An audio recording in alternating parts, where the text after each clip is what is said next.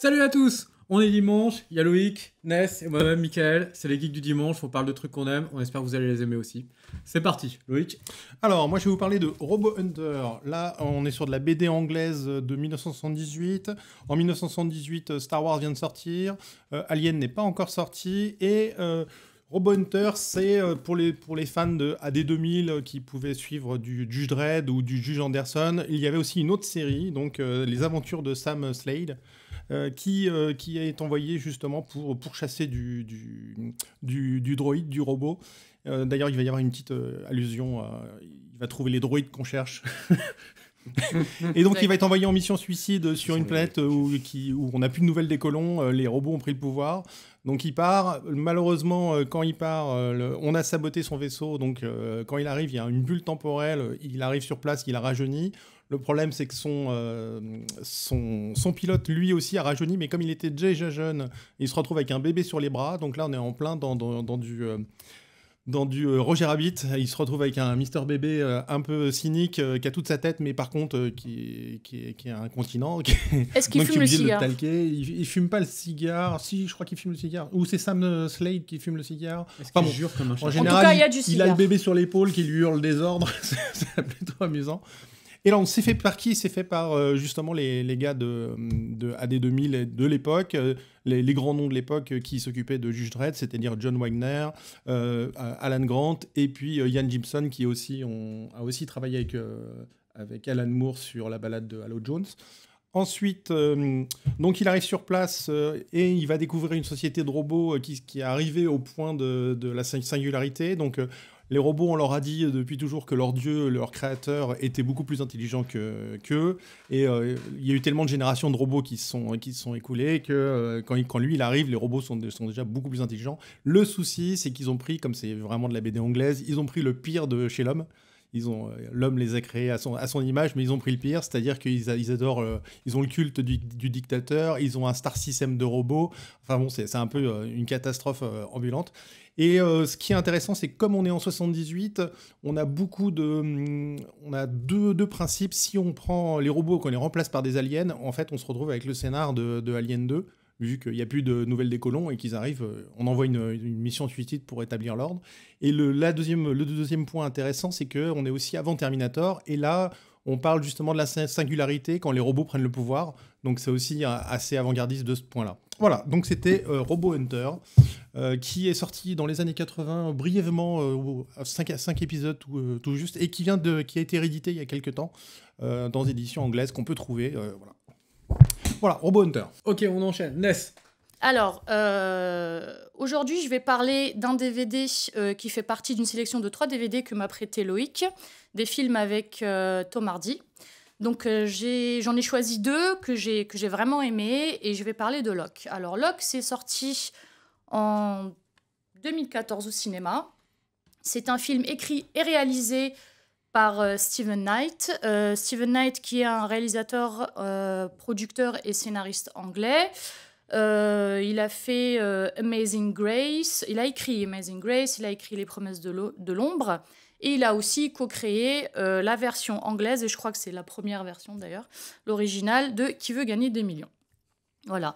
Donc, le film, c'est l'histoire de Yvonne Locke, un mec bien sur tout rapport, père de famille, très heureux, on le croirait comme ça.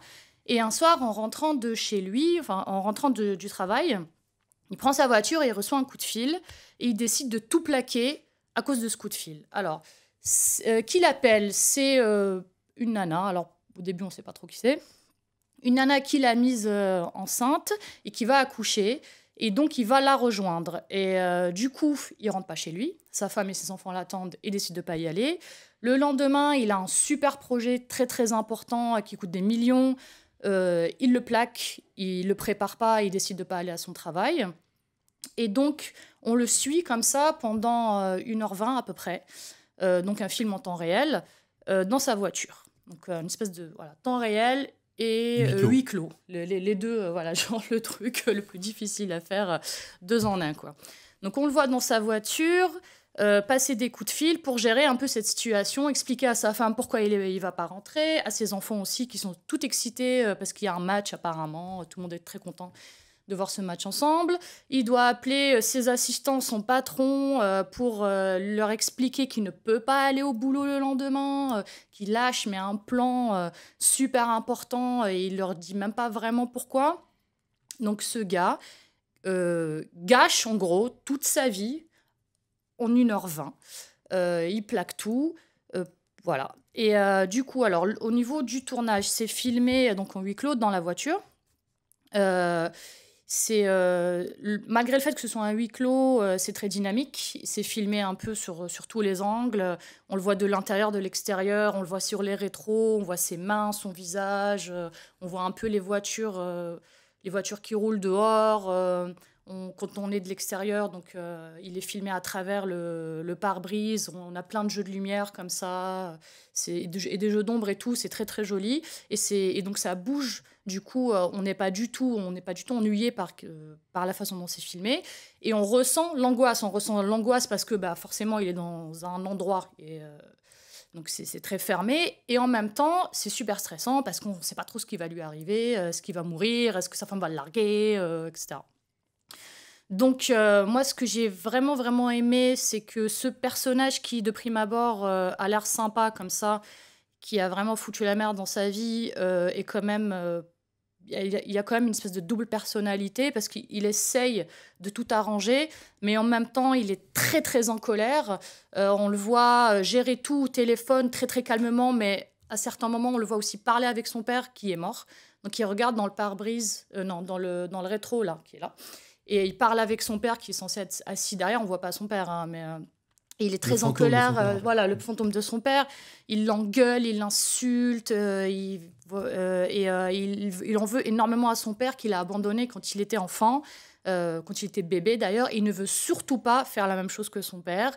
Il ne veut pas perpétrer ce qu'a fait son père, c'est-à-dire salir le nom de Locke. Moi, je l'ai pensé comme ça. C'est pour ça que le film s'appelle Locke. Il veut laver son nom, pas être comme son père, et du coup, il va assumer cet enfant, pas vraiment parce qu'il le veut, mais parce que c'est ce que doit faire un homme bien. Voilà. Donc, la descente aux enfers d'un mec mignon. Fallait que je le dise, désolée. Voilà, la descente aux enfers d'un mec qui gâche sa vie, mais en même temps qui se libère des démons de son papa, donc ça se finit pas si mal que ça. Voilà. Et maintenant, je vais demander à Mike de nous parler de... Ouais. Alors, je parle de Pick Me Up. Donc, c'est pas un bouquin pour la SPA. Hein. C'est ce qu'on appelle un factbook. La Donc, SPA. La SPA. Ah, la SPA, d'accord. Bref. Tu sais, Socrate, Platon, Aristote, la SPA. Pick Me Up, c'est un factbook. Donc, c'est un bouquin avec des petits faits, des petits bouts de culture, des petits bouts d'informations un petit peu partout répartis dans ce livre. Alors, pourquoi ça ? Parce que déjà le bouquin est extrêmement joli. Alors ça se voit si jamais vous le voyez sur les étagères, si vous le voyez à la caméra. Il y a une belle couverture en bitmap art, donc ça fait un petit peu design edgy et tout, avec un petit effet 3D sympa. Et l'intérieur du bouquin a le même soin, donc c'est-à-dire qu'il y a pas mal de diagrammes assez fun, il y a des collages, il y a des dessins, il y a une manière assez ludique de raconter avec des petits jeux de pistes. Et donc il y a une attention toute particulière qui est faite au design pour rendre la lecture agréable. L'autre fait de ce bouquin, et que je trouve vraiment, vraiment intéressant, c'est qu'il se lit un petit peu comme on surferait sur des pages internet. C'est-à-dire qu'on va ouvrir une page au hasard, on va lire un article, et un mot-clé, en fait, va nous proposer d'aller sur une autre page pour voir de quoi ça parle, pour expliquer ce mot-clé. Et au final, ça rend la lecture extrêmement agréable, parce que très naturelle, parce que ça ressemble vraiment à une conversation sur laquelle on va rebondir sur plusieurs mots. Et du coup, c'est vraiment sympa. Ça, allié au graphisme du bouquin, ça le rend vraiment, vraiment très, très, très, très ludique et très satisfaisant en fait à lire. Alors, ensuite, c'est un factbook, donc c'est aussi ça de satisfaisant qu'on apprend des petites bouts de culture ou d'informations qu'on n'aurait pas eu avant. Donc, on peut les ressortir à table pour frimer un petit peu, c'est cool. Par contre, le défaut de ça, c'est que c'est vraiment plein d'informations sur plein de sujets. Donc, c'est un petit peu sur beaucoup de sujets, c'est-à-dire qu'il n'y a rien de très approfondi. L'autre défaut, c'est que si on les utilise pas, on les oublie, bien sûr. Et donc ça, c'est un effort à faire sur soi-même. Et aussi, le livre, comme son nom l'indique, est en anglais. Donc si vous lisez pas l'anglais, c'est un petit peu dommage. Ça va pas être facile. Et sinon, si vous voulez apprendre, c'est une bonne motivation. Voilà. Ensuite, c'est un bouquin. Alors, on le voit pas trop, mais c'est assez lourd quand même. C'est pas un bouquin qu'on transporte avec soi dans le métro.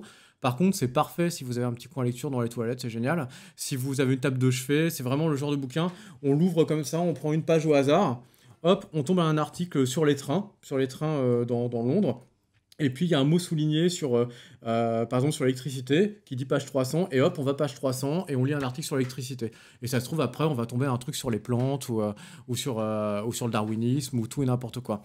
Donc c'est ce mélange qui est vraiment sympathique, qui le rend facile à lire, et voilà, on passe un bon moment, ça stimule la curiosité, donc c'est plein de bonnes choses, quoi. Voilà, c'est plein de bonnes choses à l'intérieur, il n'y a que des bons ingrédients. Et toi, est-ce que tu l'as lu? Est-ce que tu as tout lu? Eh bien oui, je l'ai lu parce que j'ai passé beaucoup de temps aux toilettes au cours de ma vie. Et je sais pas si j'ai tout lu, mais j'en ai lu une bonne partie. Voilà. Ouais, cool. Donc c'était les geeks du dimanche. On a appris plein de choses intéressantes, comme quoi je vais aux toilettes. Mais aussi, on nous a parlé donc de Robo Hunter. Si vous aimez Judge Dredd et tout ce qui était 2000 AD, foncez. On a parlé de Locke. Donc un huis clos intelligent avec des bonnes questions morales. Une descente aux enfers d'un tic super mignon. Et puis, vous avez un factbook que vous pouvez compulser ou commander sur Amazon. Allez-y. Merci, on espère qu'on vous a donné envie. Et à la prochaine fois. Au revoir. Au revoir. Live long and prosper.